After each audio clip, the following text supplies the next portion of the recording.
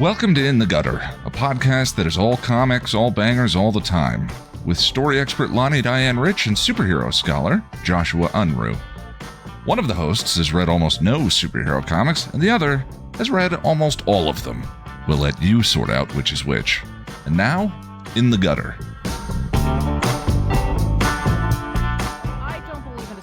Like, I look at astrology and I think, well, this is clearly nonsense. And I've kind of felt that way, like, since I was young, with the exception of, like, in the 80s and 90s, the TV Guide, like, horoscope, for some reason, was oddly accurate for me. But aside from that, like, so it was, like, in my 20s that I discovered Mercury in retrograde, right? Which is the thing, like, it happens once or twice a year for a handful of weeks. And during the time that Mercury is in retrograde, the common understanding is that basically the world is in fucked, right? It's the little things, like your phone will stop working, like your car will stop driving, like you'll break all your nails in one day, like that kind of thing. It's just like, it's this constant parade of like little to moderate aggravations, And so I had this thing where, like, a friend of mine said Mercury in retrograde. I was like, that's nonsense. And the next time I had that, like, deluge of bullshit happen to me, I went and I looked it up and Mercury was in retrograde. Then a few years later, I'd have a deluge of bullshit and I'd look it up and Mercury would be in retrograde. And this was when I was married to my kid's dad, and I told him about it and he was like, no, science, because he's the son of a scientist, and I was like, no, seriously. And then when things got fucked up for him, I said, hey, guess what? Mercury in retrograde. And even he believed it from then on, because it just always happened every time I went to look it up.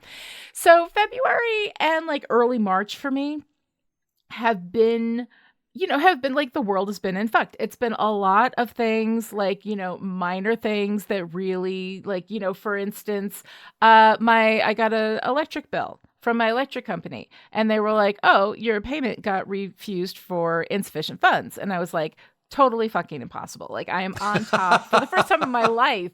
I mean, most times in my life, I'd be like, yeah, that sounds like me. That tracks. But like, for the like recent past, I've been on top of my shit. I got a budget worked out, like we've got everything. We got our ducks in a fucking row. And I know that money was in there. So then I look at my account and I'm like, no, this was paid and it never got returned back to me. And then I called my bank and I was like, hey, XL is saying that, this came back from you, that you guys refused it. And they were like, nope, nothing happened here. Everything was just fine. We paid it out. And so they wrote me a letter and I sent the thing. But like, I had to go through all of this stuff. And like, I've never had anything come back as insufficient funds when there were not legit insufficient funds in my account. Like, that's never happened to me before. And then in the following one, like the next month, they ran the thing and it came back that the account was closed. And I'm like, what the hell? And it turned out that they ran it to the old bank account that doesn't exist anymore and that is legit closed, but which I removed from that account. So then Ian goes out driving about town and gets a ticket put on his car, and he's like, what the hell? And the registration went out last August when we thought for some reason that it was going out at the end of March. So we've been driving around with a car without registration on it this whole time. But when do we get the ticket? In that 24 hours. Like, so it was like just a whole bunch of things just coming down in that space. And I went to look up, is Mercury in retrograde? And no, it was not. It has not been in retrograde for these last like 6 weeks or so. But the world is in fucked, is it not?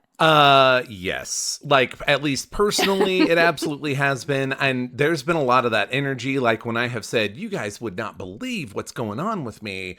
Everybody's like, oh, that is a lot. But also, here's my litany of things. And so I actually am becoming much more convinced of astrology's capabilities within the area that astrology wants to inhabit. I think that a lot of times when people get, disbelievy, I mean, well, healthy skepticism, God bless you. But I mean, when it's because it starts to creep out, like, oh, 10,000 people are all going to have the exact same day. Yeah, that's bullshit. That's not actually what astrology is. That's how they packaged it up to sell it in the 20s. Yes, exactly. In the TV Guide. That was eerily accurate for me in like the 80s and 90s. It was the only horoscope that always got it right. Yes. Anyway, keep going. This is not my area, but it touches a lot of stuff that is my area. And I have a friend of mine, hi Molly, if you're listening, who is like the She's my astrology go-to, and she was telling me I'm going to fuck all this up. But basically, a huge, like, I think 7 or 8 year long time that we have been in Saturn is shifting into another planet. And Saturn is like all boundaries. This I do know from my stuff. Like, it's all boundaries. It's the death and taxes of this. It's the price you pay to get anything done, you know? And it's not even negative. It's just like, these are the hard walls. Can I walk through this wall? Right. No, says Saturn. It's a fucking wall. You know, like that's the. And this is very like, just sketch, but she was like, yeah, well, Saturn's all about boundaries. And, you did a lot of boundary busting while you were under Saturn. And maybe those bills are coming home to be paid and all this forward momentum that you're not experiencing. If you get over it practically, it's So it's I think there's this as above, so below business. I'm into that. It makes sense. Mercury in retrograde is the popular one everyone talks about, but there is so much other, like, I believe seriously, like subtle things going on. Influences. And we're in one. And I think, like everybody is, if not everybody, like a lot, like just anecdotally at the point that I say, I had a car accident this week and they're like, oh, that's terrible. And I was like, let me tell you about the other 2 expensive things I had to do to my car out of nowhere, which again is travel, is forward movement. Anyway, it's a whole, it's a hot mess. I find it really interesting. And I think it's one of the things that, like, I tend to have a fairly practical worldview while leaving space for shit that I just don't understand. Right? Like, I understand there are a lot of things in the world that I don't get, and my brain is not equipped to, like, that I would have any of these answers. So I just leave it. I'm basically agnostic about almost everything. But one of the things that I'm fairly convinced about is that this is a simulation and that everything really is based on, even music is math, right? Like DNA is code. Come on. It's clearly this is all computer. Brains are quantum computers, right? So, like, all of that stuff to me, I think, like, makes me feel like this is basically World of Warcraft MMORPG, and we're just all here, like, kind of doing this thing, learning our lessons, whatever. And to me, what I think would be really funny is that if there's a really consistent, like, scientific base that we can slowly unravel that puzzle, which is really, really kind of fun to do, right? But that also at the same time, because whoever created this thing had a sense of humor, they also were like, hey, what we're going to do is the position of the planets is also going to fuck with your shit, and it's going to be real, but you're not going to think it's real. And so, like, I would completely believe that could be coded into all of it. And I think that's kind of an interesting idea. So that's kind of fun to play with. But yeah, basically, there's so much I don't know. But all I can tell you is Mercury in retrograde has been fucking consistent for me for many, many years. And here you've stumbled into a place where it isn't, but we have another very good explanation. But there's something else going that's on. Actually bigger. Like, it's more fundamental, and it's causing, again, like, I was so excited when February was over, and then, like, March 2nd, I was like, oh, another helping of shit. All right, I guess we're still doing this.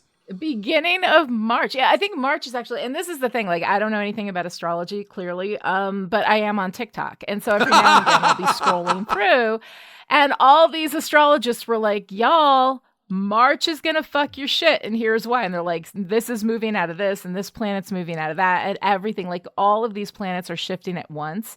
So it's like, if the plane or train or boat that you are riding on suddenly goes through, like, turbulence, or like an ice field or something like that, right? Like, it's going to shake, it's going to shake while it's in transition from one space to another. So I'm like, all right, like, fine, well enough. I will just grab onto the handles and just hold on for a little bit. But it is expensive.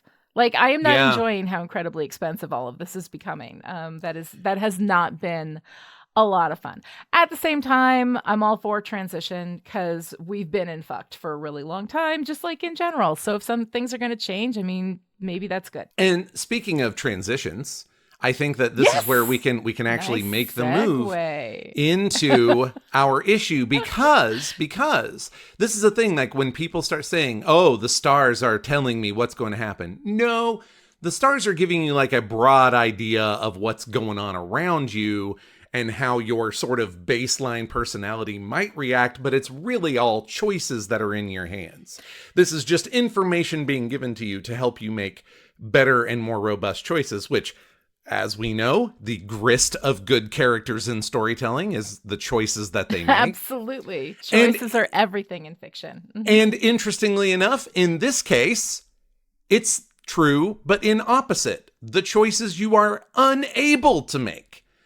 If you're Bucky. Oh my God. If you are Bucky. Okay, we've got to get into this conversation. I love coming at it from the angle of choices, but first, let's get into the summary. Jack, roll that summary music.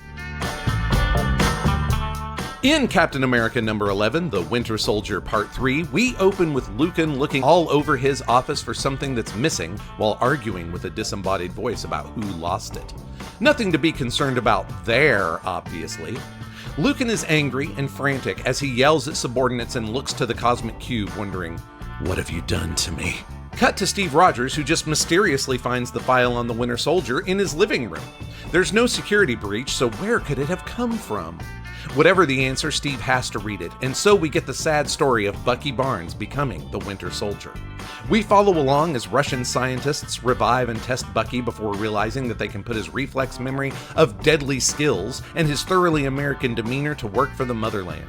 And so the Winter Soldier is born. He goes on several successful missions, but begins to regain some amount of his autonomy from time to time. The soldier's final mission was bodyguard to Karpov and destabilizing agent in the Middle East. In 1988, the Winter Soldier is decommissioned and put in storage, where he apparently stayed until Lucan brought him back out for his revenge against Captain America. Cut back to Steve reeling from what he's read about his long-lost pal Bucky, and one more flashback. But it's a flashback perfectly crafted to break Steve's, and our, heart. We end on a crushed Steve alone in his apartment, head in his hands, trying to make sense of a world gone mad. All right, so Joshua, here we are, deep in Winter Soldier stuff. And we've been having this kind of thing where, like, usually I don't like this stuff, but here it's okay. Like, there's stuff going on that I think is really good. And I have to say, I'm not a big fan of exposition. Tell your story walking, keep moving in the now. And honestly, like, the way that this exposition is presented, because we are experiencing it as Steve, who is deeply emotionally invested in this, experiences it. I think that this is an example of when you have to do exposition, and sometimes you do. Holy shit, put it through the perspective of a character who is deeply invested in that history. And it can be incredibly powerful. So that's kind of like my overall response to this issue. What did you think? Yeah, I'm in a very similar place. Like, we had one issue where the exposition was sort of expertly woven into flashbacks. So we were like, hey, this is how flashbacks can work, by giving context to the thing that's going on in the present, And then we had one that was just like, this is how flashbacks should not work. This has completely derailed the story. It's needlessly layers of complication. And then I mentioned the framing device of this one that I thought was really going to make it powerful. And it was even more so than the last time that I read it. Like, it was just, for being the third exposition heavy issue in a row, boy, this one hits. It really hits. And we'll talk more about this with the art, but there's the way that it's put together that I think really makes it work. That's a pretty unique comic book approach. Yeah, no, I mean, it's really interesting. We're going to come back from break and talk a little bit about that. But Jack, go ahead and roll the music, and we'll put the break in here.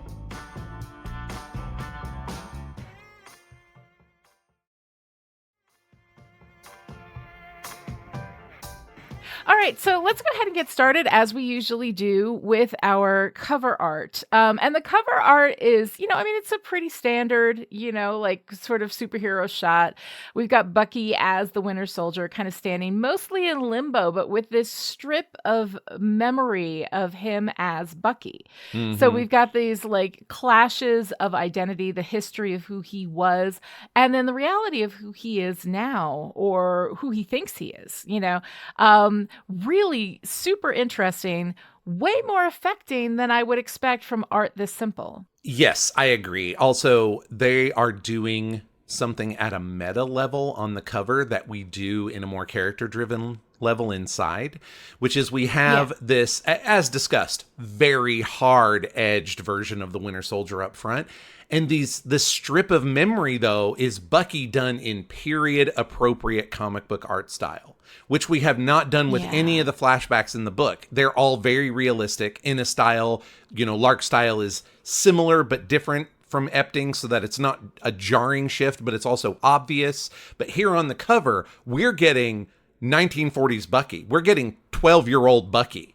Not this, that's uncomfortable. Let's age him up to 16-ish. That's a whole lot better. But I mean, it's just this very it's Jack Kirby, actually. Joe Simon and Jack Kirby created Captain America and Bucky. So you get this very 1940 Jack Kirby art style of all these flashbacks. And it's just this meta juxtaposition of carefree, lighthearted, we're doing a thing. It's horrible in the present. It's great.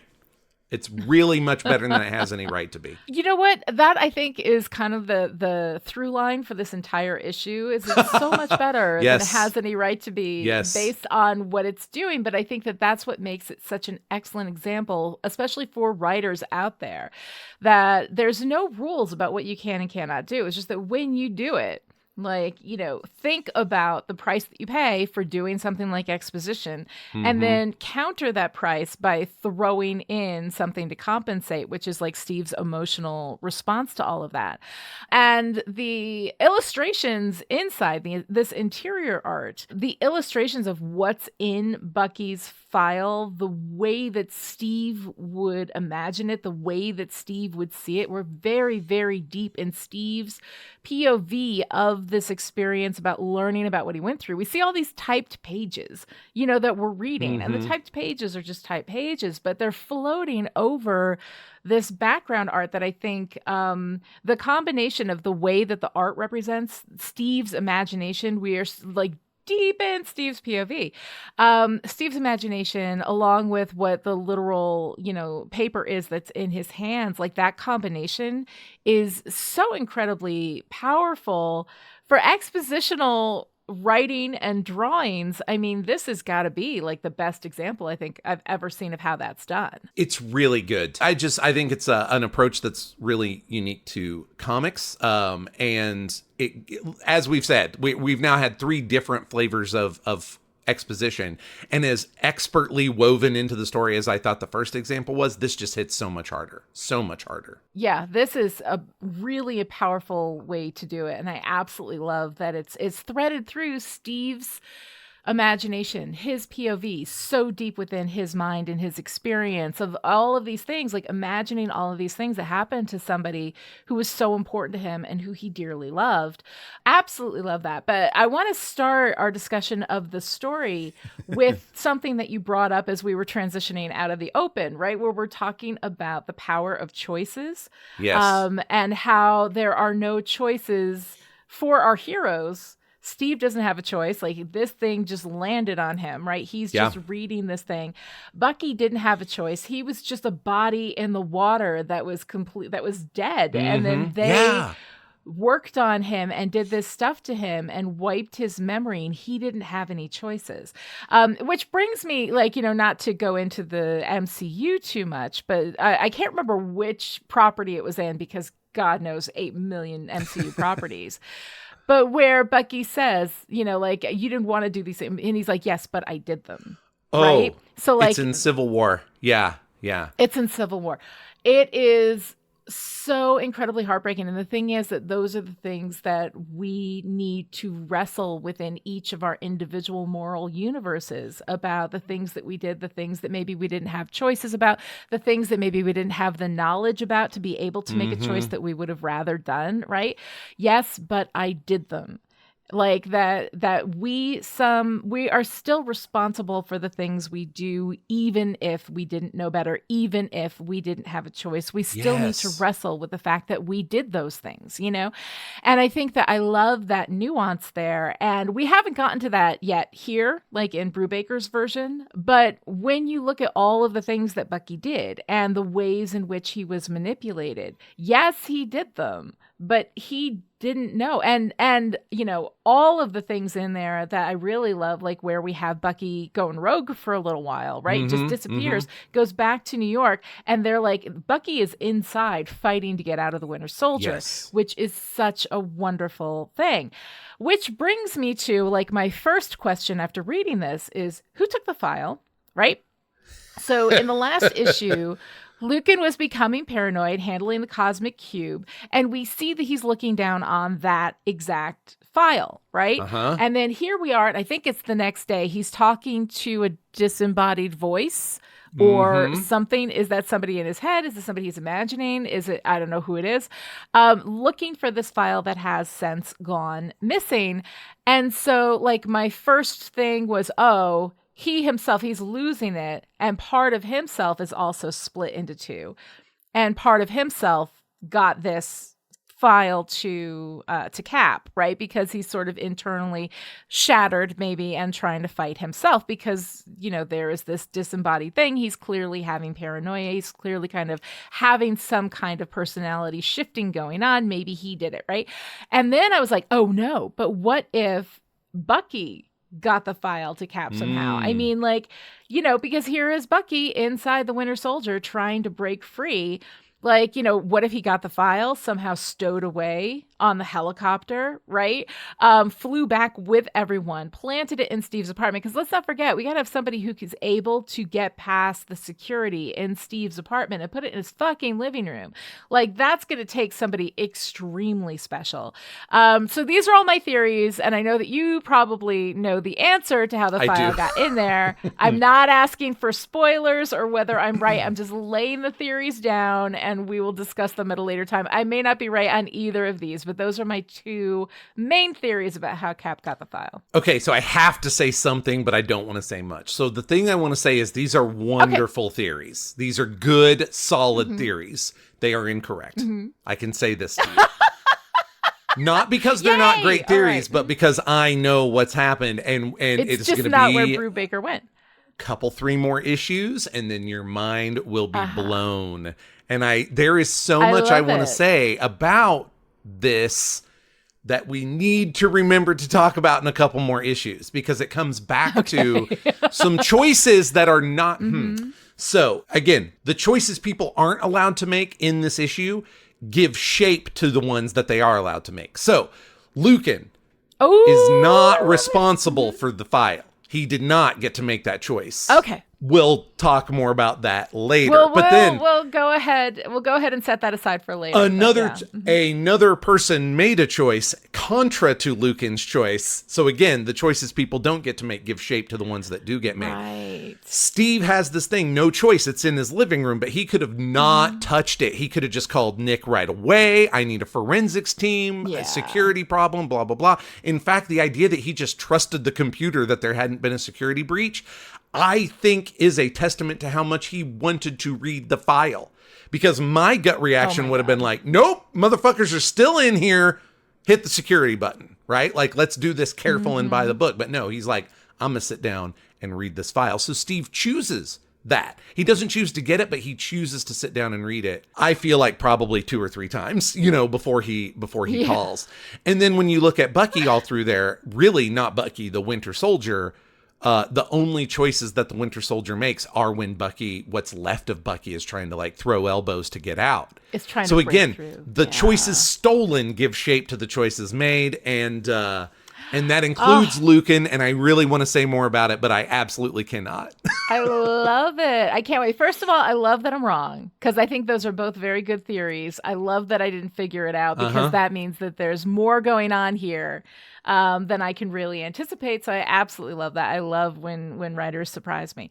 But yeah, it's fun trying to figure out the answers to those questions. I absolutely love that choices are a big theme, in these, and all of it. I cannot believe that I enjoy this issue as much as I do, because like I've said before, like I am not a big fan of excessive backstory. But honestly, because usually it is clumsily done, right? And when I say that, I am remembering specific instances of me in my stories where I had a lot of backstory to deliver.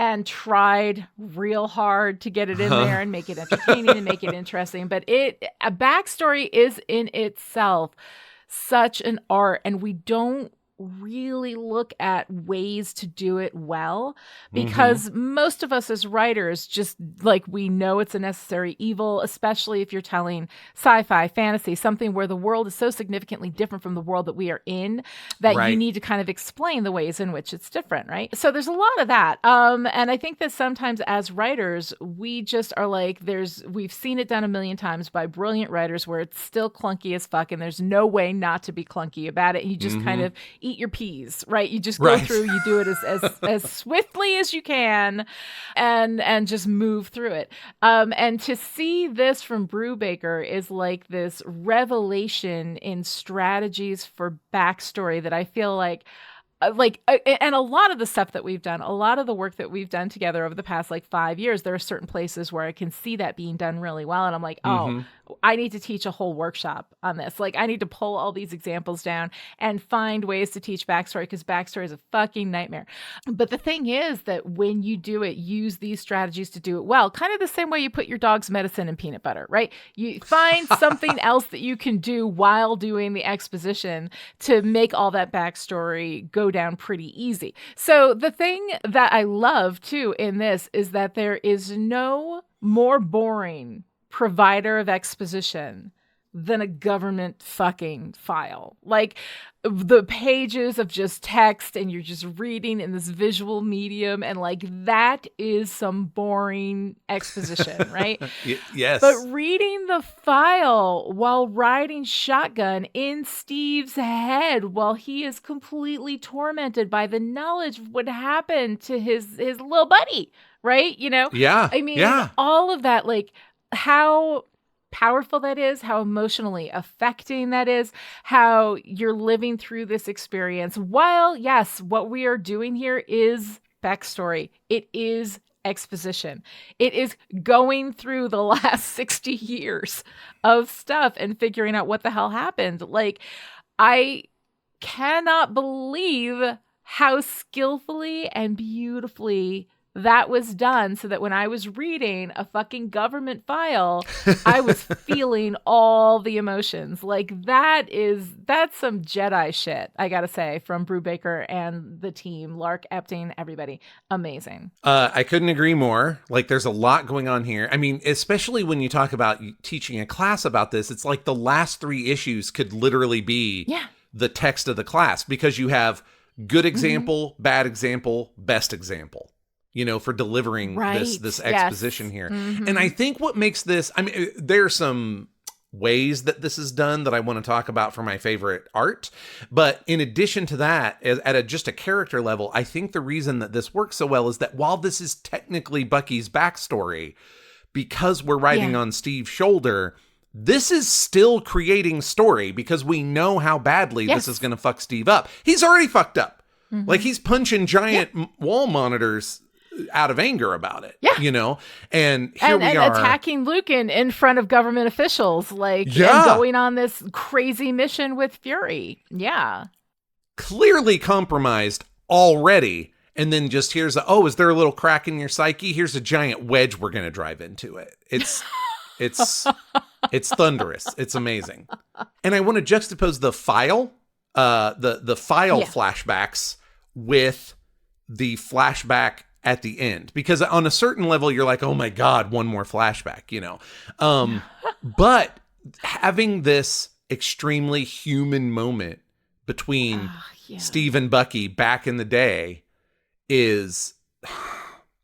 it gives shape to like, we know that this is messing Steve up already, and it's like you get to the end and you're like, how do we visually, how do we get this across in more than one image? Because the last image is holy damn. But how do we do that? And it's this couple of pages that's about them watching a newsreel about themselves, and there isn't a lot of difference in their ages, but the amount of difference that there is, you see it starkly, and that they are best friends, but also it's a little bit like mentor. It's not father-son, but it's a little bit mentor-mentee. It's like older brother, younger brother. And older brothers always feel like they've got to protect their younger brothers, and Steve has fucking failed to do that as far as he's concerned. Yeah. He couldn't have done it. Well, but regardless, he holds himself responsible. Amazing. Just puts, like, it wasn't pointed so enough. incredible. Let's put a couple more, scrapes along the whetstone and make this sharp enough to cut your heart from your body. My God. And then end with that final line from Bucky, which is, if you didn't have me, there wouldn't be a single person in this world who understood you. And that just shines a light on Cap's solitude, his sense of isolation from the world, right? And I mean, like, we've talked about that in a number of, I've talked about it in Buffy, we talked about it in the Marvel Cinematic Universe, like this idea of how being a hero sets you apart from everybody else, and who can possibly understand you aside from other heroes. But Steve's very specific experience is like, yes, he's a hero, but he's also a dude. Like, we have a lot of heroes who are just dudes, and then we have like the Martian guy. Like, there's a whole range Right. of heroes, right? Like that will get across comics. And like Steve is this particular brand of hero that had a very human life to begin with, and then was changed by that. And that change creates an isolation, right? And then the only people in the world, like, imagine if the only people in the world who could understand that were a portion of like an 8-person team, right? Like, just the human transitioned people on that 8-person team. And how many of those people chose that transition, and how many people didn't? Like all of these things, like Hulk, the gamma rays happened to him, and this is a thing. Like, he wasn't trying to be Hulk, So you're looking at all of these different things that particular experience becomes gradually more and more and more isolating. And there are 2 ways to really understand people. One is that you have a similar experience, you have a similar background. 2 is that you spend so much time together that you get, just through the exposure, the time exposure, you get access to their inner workings. And here Steve was with this kid, and the kid was vulnerable, and Steve was vulnerable around this kid. And this kid was a huge part of the vulnerability for Steve, And so to have that relationship, I mean, the way it's portrayed in the MCU, in the cinematic universe, slightly different, but still, best friends, known each other when they were growing up. Like, they had access to each other to really know each other. And Bucky, like, how are you with, your friends from childhood, the people who knew you at a time? You don't even have access to that person anymore, but they do through their memories of you. Like, that is a bond, So like the ways in which Bucky and Steve are bonded, and Steve has this relationship with Bucky, and then Bucky puts a fucking flashlight on it and says, if you didn't have me. So it was that he didn't protect the kid. It was that he failed in this one space that was more important to him than anything else. But it's also that his loss is the loss of connection to another human person, which he hasn't been able to really replicate. I mean, there's a relationship with Sharon. There are relationships. There was the relationship with Peggy back in the day. Like, there are relationships there, but Bucky was truly special, and Bucky understood him in a way that nobody else ever would. And so, like, going through this whole thing, and then that final, flashback, Steve remembering this instance, and then that last shot to the kidney with no one will ever understand you the way that I do. And like, Cap's not going to let Bucky swing. Cap's going to try to, rescue Bucky from the prison that he is in of himself. That is so incredibly powerful. Such a wonderful, and like the way that they did it, that they made it happen. Like, my whole thing of like, exposition is exposition, just got to take it and move on and try to do as good as you can. Like, now Brubaker is being like, nope, you got to fucking raise your game. Like, when possible, raise that game. And how can you do that? By thinking creatively. I love this. I mean, for that lesson alone as a writer, I love this issue. I think too, looking at the character side of it, that there's some additional levels of isolation, because you're right, we've talked about that, and this is part of the superhero thing, especially the superheroes that run solo, like your Spider-Mans and such, is that no one gets you, right? They can listen to your civilian friends, your wife, your best friend, whatever, they can hear about it, but they don't get what it's like to do the thing. And So there's that for the superhero in general, but Steve has like, I feel at least 2 more levels of isolation on there. One is he's a man at a time. He's adapting clearly, but at the same time, there's only, no one else is going to get it. No one else was, in 1930s Brooklyn. It's just, they aren't there. And on top of that, I mentioned in a previous episode that I generally think of like only 3 full-on white hats in the Marvel Universe, and somebody is going to show up and correct me, and they are right to do so if I am forgetting somebody. But I generally say our 3 white hats are Cap, Spider-Man, and the Thing. And the Thing is just like a blue-collar guy just trying to do the right thing, And Spider-Man is racked by guilt. The only of the 3 paragons, the only one who sort of chooses that is Steve. Like, he recognizes what he's worth as a symbol, and and there's a way to play that where everybody loves him, and that's true. Like, wherever he goes, he's got the passport. Oh, it's Cap's here, everything's fine. They welcome, come in. But the flip of that is no one else gets you, man. Like, not even the other 2 good guys, because if you start talking to Spider-Man about upholding an image, he's just going to be like, yeah, I'm mostly just trying to make sure no more of my girlfriends get killed, and if you say that to the Thing is just going to be like, I'm just trying to do the right thing, Cap. I don't really think about it. It's like, that's how it's going to be. So, and I'm not sure, that's the other part of this too, is that like, there's an inherent loss for Cap in not just, there's an additional layer of loss, I guess I should say, because in theory, if he could get Bucky back out of the Winter Soldier, here'd be a guy who would get him. Except he really wouldn't, because the experience of their intervening years from when they last knew each other took them a million miles apart. Whatever Steve has to deal with. So they would still be isolated. He's still isolated. Whatever Steve has to deal with, he didn't murder a bunch of people across 60 years. Just anyway. And which leaves Bucky just as isolated, which is also going to break Steve's heart. Like, it's just layers of gut punch.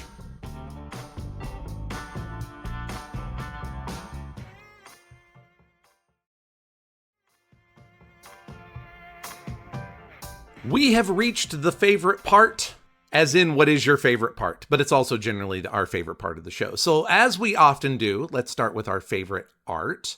Lonnie, tell me a little bit. Is there one piece that stands out to you? How did you react to, we've already talked about the way the art works, but what jumped out at you? What really stuck out? I mean, I have to say, like, overall, Steve's memories mixing, with his imagination and with the pages that are in front of him, I think was a brilliant approach.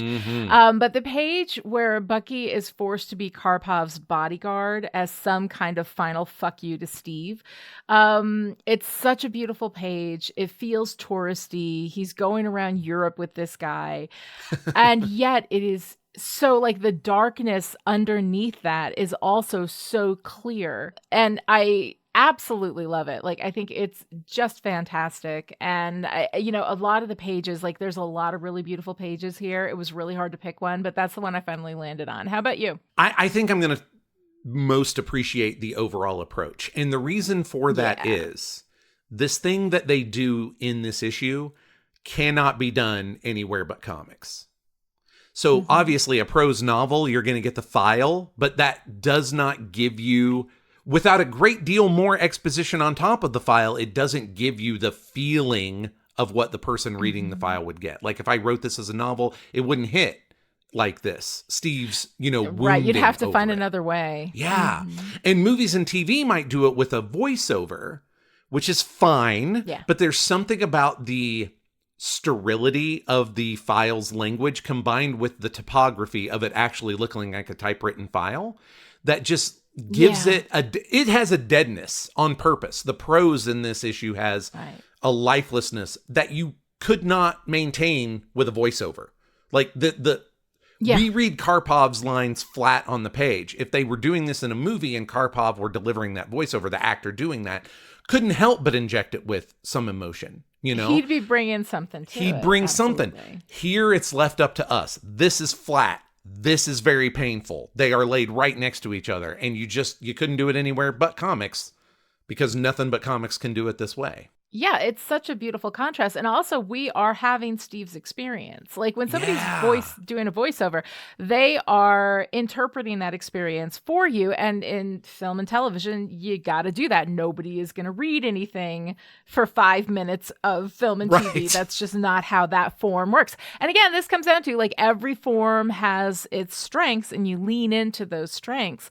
Yes. But the thing that's wonderful is that we are having Steve's exact experience. We are reading the page that he read. We are seeing the actual paperwork that these guys did while they were doing something so incredibly monstrous to another human being, right?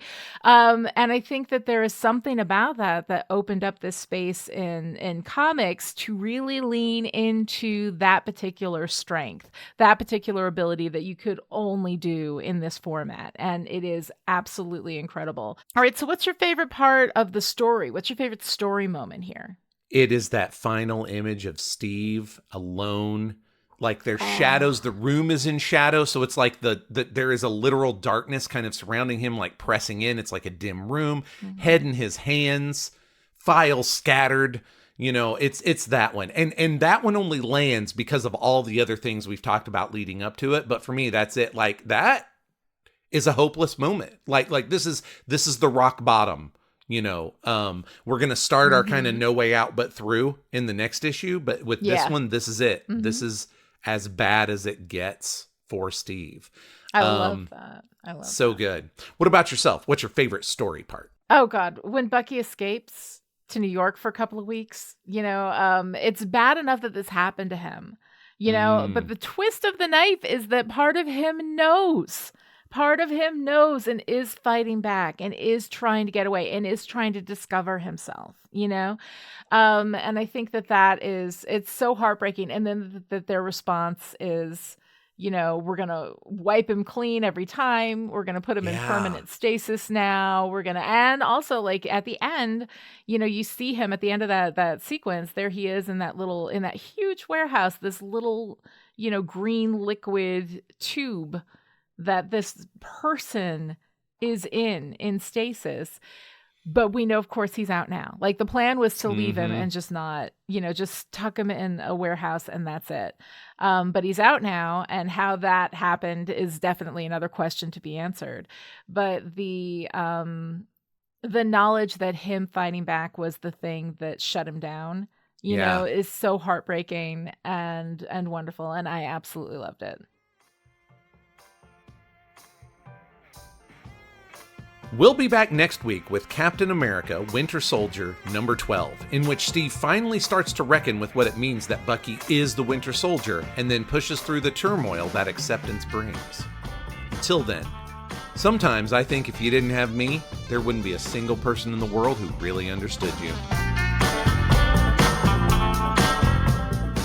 Thanks for listening to In the Gutter with Joshua Unruh and Lonnie Diane Rich. If you enjoyed this podcast, please consider talking about it with your friends, leaving a review somewhere, or supporting Chipperish Media, patreon.com/Chipperish.